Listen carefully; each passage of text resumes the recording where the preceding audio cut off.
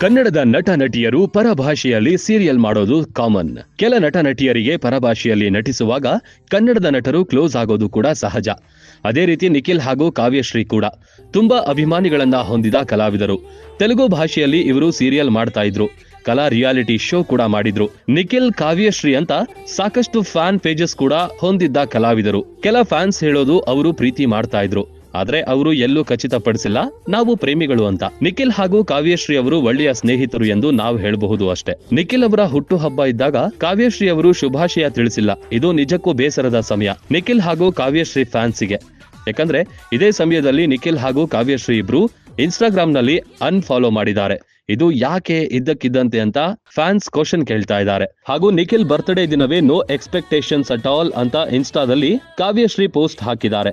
ಇದು ನಿಜಕ್ಕೂ ಪ್ರೀತಿ ಬ್ರೇಕಪ್ ಆಗಿದೆಯೋ ಅಥವಾ ಸ್ನೇಹ ಬ್ರೇಕಪ್ ಆಗಿದೆಯೋ ತಿಳಿದಿಲ್ಲ.